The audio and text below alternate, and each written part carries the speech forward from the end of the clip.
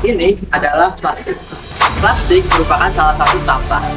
Sampah merupakan masalah yang di berbagai negara di dunia ini. Nah, sampah-sampah itu bisa mempengaruhi lingkungan hidup, kemudian kesehatan mereka, dan juga hingga ekonominya. Nah, kita bisa lihat sampah ini kecil kan? Tapi bagaimana sih hal kecil ini bisa menjadi masalah yang mempengaruhi bidang-bidang tersebut? Sebenarnya ada berbagai macam jenis sampah, namun pada umumnya sampah terbagi menjadi 3 jenis. Di antaranya sampah organik, anorganik, dan B3. Yang pertama adalah sampah organik. Sampah ini dihasilkan dari makhluk hidup dan dapat terurai secara alami. Sampah-sampah seperti dedaunan dan ranting kering, kulit buah-buahan dan sisa sayuran, kertas dan kayu, bangkai dan kotoran hewan, cangkang telur, ampas kopi, sisa makanan, air cucian beras, sayur dan buah, limbah minyak goreng, dan sisa-sisa lainnya yang dihasilkan dari makhluk hidup adalah termasuk sampah organik. Sampah-sampah organik biasanya dimanfaatkan menjadi pupuk kompos, biogas, pakan ternak, kerajinan tangan, dan lain sebagainya. Sampah organik mengandung nutrisi yang bisa dijadikan untuk sumber energi berkelanjutan.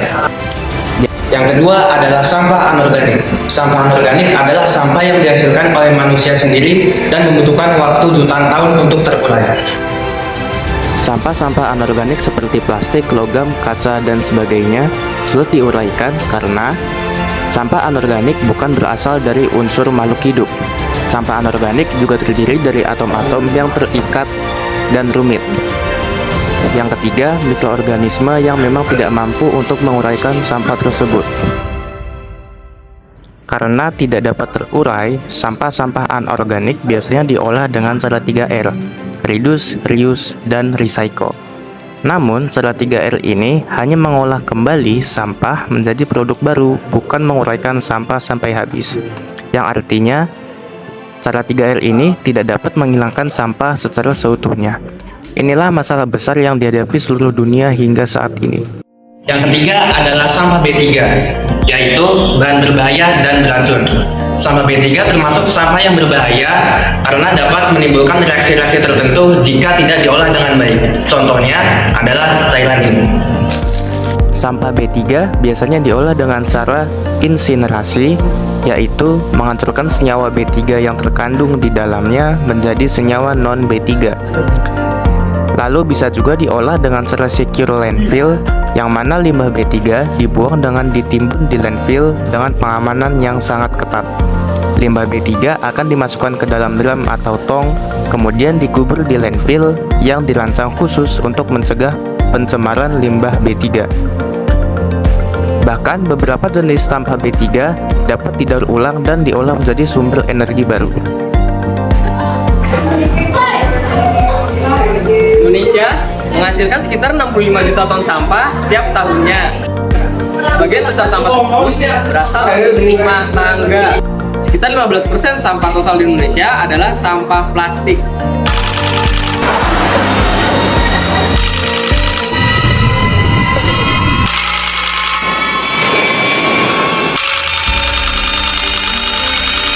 Hingga Indonesia menjadi negara penghasil sampah terbesar di dunia. Ada sekitar 3,2 juta ton sampah plastik di Indonesia tidak dapat dikelola dengan baik. Sebagian besar sampah-sampah ini akan berakhir di lautan. Indonesia adalah kontributor sampah plastik laut terbesar di dunia, kedua setelah China.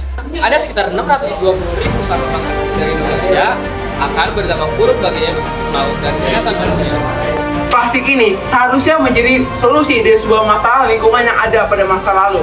Karena pada awalnya plastik ini diciptakan untuk menggantikan bahan-bahan yang sulit didapatkan seperti kayu dan kertas.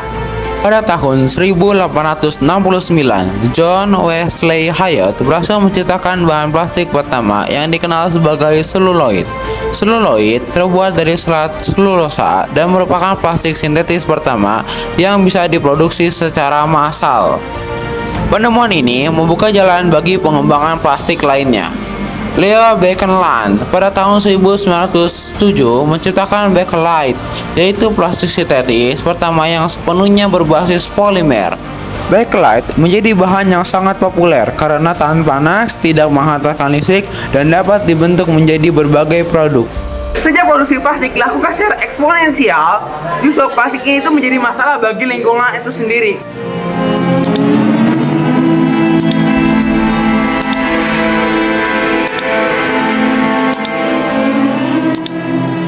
Bagaimana mungkin dengan benda seperti ini dapat menjadi masalah dunia yang mendesak? Plastik membutuhkan waktu yang sangat lama untuk terbaik karena penggunaan plastik yang sekali pakai yang membuat menumpuk setiap tahunnya. Sebenarnya ada banyak banget alasan kenapa sampah plastik sangat berbahaya karena memberikan dampak efek domino pada masalah lingkungan. Misalnya masalah seperti polusi udara dan perubahan iklim yang diakibatkan oleh pembuatan plastik yang menggunakan bahan bakar fosil dan pembakaran sampah.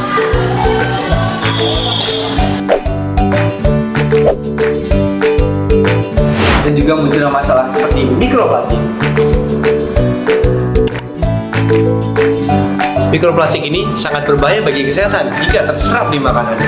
Dan itu hanya sebagian kecil dari semua masalah yang ada.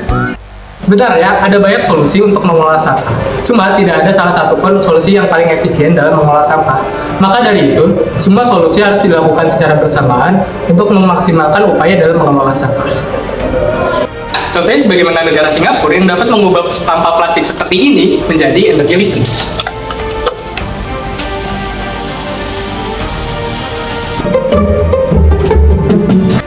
Contoh yang kedua yang dilakukan di negara India yang mendaur ulang sampah menjadi bahan campuran dalam material bangunan.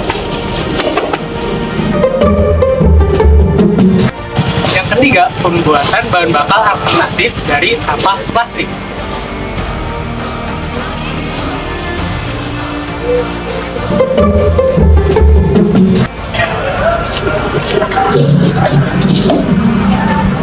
Nah, yang terakhir yaitu distribusi dan penertiban mengenai aturan pembuangan sampah.